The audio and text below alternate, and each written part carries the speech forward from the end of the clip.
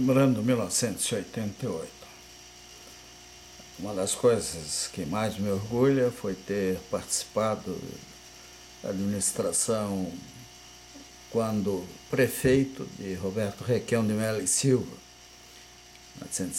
1986, 87 e 88.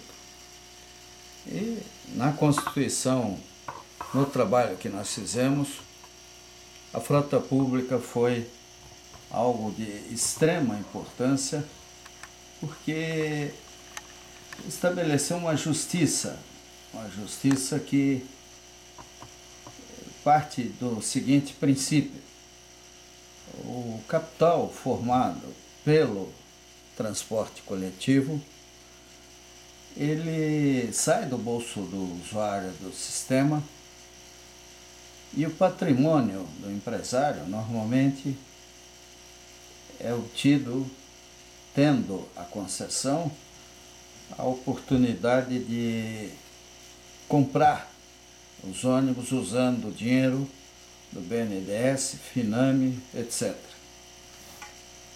Eram anos, década de 80, muita coisa ainda iria acontecer, inclusive a Constituição de 88 ainda não tinha sido promulgada. Então, eram outros anos, mas de qualquer forma, o Brasil e Curitiba, de uma maneira especial, precisou tirar água de pedra. A inflação era um negócio maluco, o pessoal que cuidava de tarifa passava o dia fazendo conta, era um pesadelo permanente. Com tudo isso, com todas essas dificuldades, a frota pública aconteceu e permitiu ao povo de Curitiba voltar a usar o transporte coletivo com um padrão melhor. Até porque, quando nós fomos para a prefeitura, os ônibus não tinham padrão. O layout, a maneira de serem feitos, atendiam um desenho externo, mas a parte interna, principalmente, era precária. Nós tínhamos limitações grandes, né? Que era, entre outras, a questão da cidade de Curitiba ter ultrapassado seu limite de endividamento. Então isso impedia a administração de fazer empréstimos, de trabalhar usando recursos do próprio povo, seria o BNDES. Isso não foi possível. Então, o que houve? Foi estabelecida uma pequena fração da tarifa para a criação da frota pública. A frota pública aconteceu e, no fim, quando terminou o governo Requião, nós estávamos com 88 ônibus operando.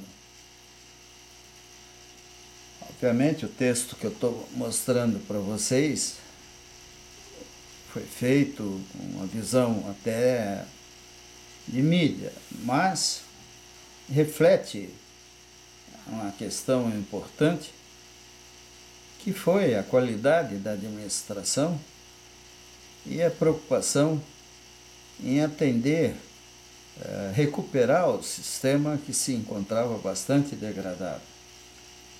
A inflação, a crise econômica era um negócio brutal, e lembro quando nós assumimos, um dos primeiros problemas, era atender o problema das frentes de trabalho que tinham sido criadas pouco antes, alguns anos antes, porque tudo parou. O Brasil vivia um pesadelo colossal, né? Então a cidade, ela teve que enfrentar isso tudo com criatividade. E uma das coisas mais importantes foi o modelo institucional. É algo que foi desprezado solenemente no novo edital do transporte coletivo urbano de Curitiba. Então a coisa foi negociada, foi discutida entre os empresários e a diretoria da URBS, principalmente o presidente Stênio Salles Jacó, né? O João Simões, do lado dos empresários, e de cada lado, num espetáculo até de inteligência, a gente teve a oportunidade de ver o que poderia ser um sistema de transportes, né? E entre eles a revogação das concessões existentes.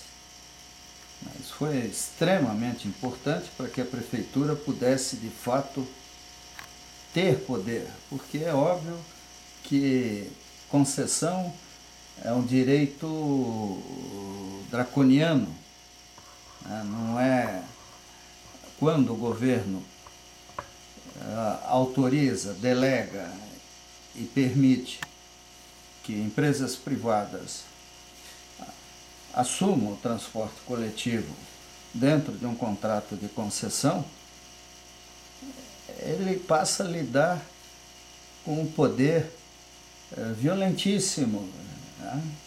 Ancorado numa legislação que, via de regra, favorece o empresário.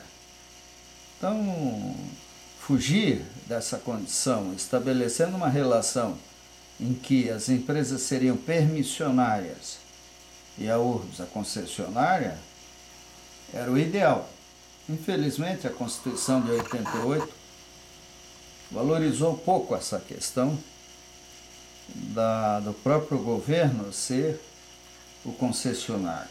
Vivemos a fase do neoliberalismo, da valorização absurda, a fantasia de que as empresas privadas fariam milagres, né?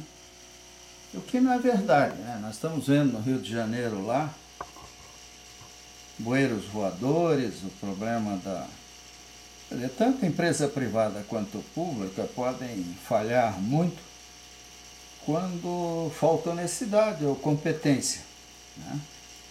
Então é muito importante que a população estabeleça vigilância e cobre resultados. Então aqui, nessa revista, divulgada na época, no final do governo Requião, nós temos a visão do que aconteceu, né? E a preocupação vamos dizer assim, em moralizar, em estabelecer um padrão melhor de controle do sistema. Isso tudo, se tivesse sido tido continuidade, com certeza teria feito de Curitiba um padrão muito especial de gerenciamento, de trabalho em relação ao transporte coletivo urbano.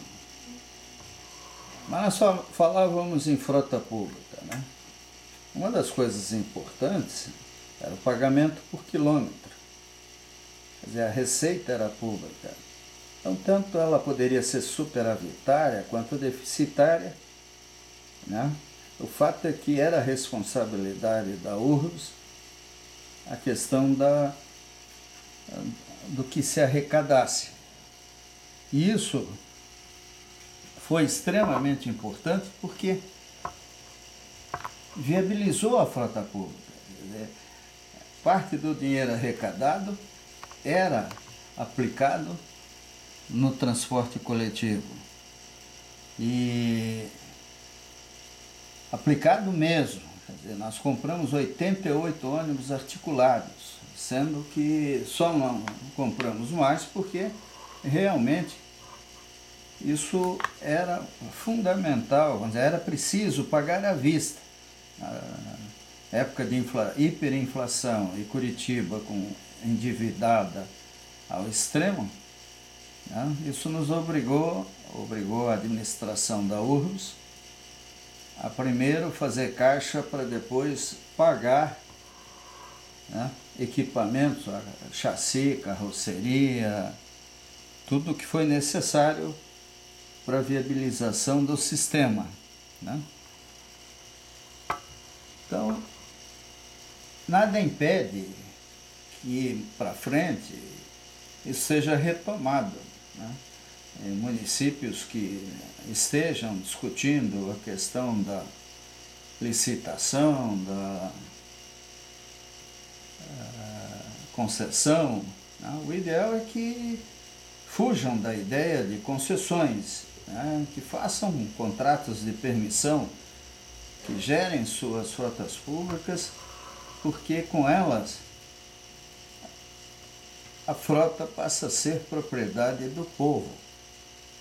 Se ela é criada com dinheiro do povo, né, a BNDES usa dinheiro do trabalhador, do FAT, etc., para se capitalizar, a ideia da frota pública sendo com propriedade do povo é justa e necessária, né? Então, o que é importante é que se respeite a população, que se tenha a compreensão do que é possível, do que deve ser feito. O que não pode é simplesmente desperdiçarmos dinheiro, né, e não darmos ao povo a retribuição que merece através de, vamos dizer assim, com a poupança que faz. Naquela época, nós tínhamos já contratado 235 novos ônibus. Aqui, infelizmente, na administração que sucedeu a gente, foram repassados aos empresários. Lamentavelmente, a frota pública deixou de ter esses veículos, como teria outros se a ideia tivesse continuado. A ficha metálica foi implantada, né, vale transporte, evitando assim armações, como era comum no Brasil, de 1, 2, 3 meses depois que o vale transporte era entregue ao trabalhador, ele era obrigado a trocar por novos pelo valor, como se aquilo fosse um valor fixo e não um direito de passagem. Assim, em algumas cidades, parece que muita gente ganhou muito dinheiro em cima do vale transporte, menos o usuário do transporte coletivo. Então, a questão toda do transporte coletivo urbano de Curitiba é que, de fato, nós tivemos momentos bons, né? E esse foi um dos grandes momentos do sistema, que infelizmente não é exatamente algo visível, não é um museu do olho, coisa parecida. Turista não vê esse tipo de coisa, não deixa marca, e sim sentimentos, né? E o sentimento de quem foi diretor da URBS na época é o de frustração, vendo que tudo isso acabou sendo em grande parte perdido, porque por preconceitos ideológicos ou por razões impublicáveis, sei lá, ou estranhas, desconhecemos quais seriam, o sistema não teve continuidade. Lamentavelmente, perdemos muito com isso.